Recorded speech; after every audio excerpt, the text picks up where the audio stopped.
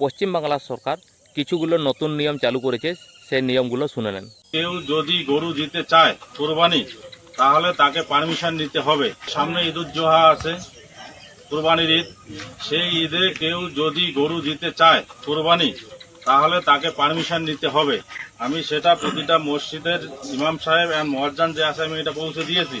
সেখানে আছে যে একজন পঞ্চায়েত এলাকার পঞ্চায়েত সমিতির মেম্বার এন্ড একজন ভেটেরিনারি ডক্টর, সে পারমিশন দিবে। যদি উনি পারমিশন দেয় তাহলে আপনারা কাটতে পাবেন। তো সেটা কোনো খোলা জায়গায় না, সেটা কোনো জায়গায় ঘিরে তার মধ্যে করতে হবে। বাল্য বিবাহ, যে 18 বছরের নিচে মেয়ের বিয়ে হয়, সেটা আপনাদের বোঝাতে হবে, বাড়িতে বাচ্চাদের বোঝাতে হবে, সেটা যাতে না হয়।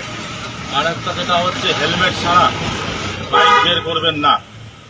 এই নিয়মগুলো যদি না মানেন, আইন অনুযায়ী যে ব্যবস্থা গ্রহণ করার সেটা প্রশাসন নেবে। মসজিদে আজানের সাউন্ড কমিয়ে আজান করতে হবে। আর যে কোনো অনুষ্ঠানে বেশি সাউন্ডওয়ালা মাইক করা চলবে না। হালকা সাউন্ডের মাইক নিয়ে আসতে হবে, হালকা সাউন্ডে বাজাতে হবে। ঠিক আছে, এইসব নতুন নিয়ম চালু হয়েছে। এই ভিডিওটা বেশি বেশি শেয়ার করে সবার কাছে পৌঁছে দাও। জোগ্রাম জয়সতলা থেকে বলছি। ছোট ছোট বাচ্চা ছেলেরা এদিকে ঠিক আছে, এরা সব 5 টাকা 10 টাকা 20 টাকা করে চাঁদা তুলে আজকে 100-150 করে চাঁদা দিয়েছে। ঠিক আছে, আর যে বিজেপি সরকারকে কিসের জন্য নিয়ে এলাম আমরা? কিসের জন্য নিয়ে এলাম? আমরা হিন্দুরা ভালো থাকবো, প্লাস আমরা আনন্দ ফুর্তি মজ মস্তিতে থাকবো, এই জন্যই আমরা বিজেপি সরকারকে নিয়ে এসেছি।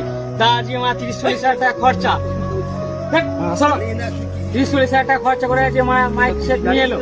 ঠিক আছে, তাই মাইক সেট মানে সবকিছু বন্ধ হয়ে গেল সরকারের ক্ষমতায়। টিএমসি সিপিএম এর আমলে এগুলো হয়নি। এগুলো কেন এখন কিসের জন্য হচ্ছে? জামালপুর থানা থেকে এসে সবকিছু বন্ধ করে দিল। আমি আবার বলতে গেলাম বলে আমাকে গরম দিয়ে আমার ফোন সব কেড়ে নিয়েছিল। কিসের জন্য এগুলো? কিসের জন্য হবে? বিজেপি সরকার কারা এনেছে? আমরা হিন্দুরা এনেছি।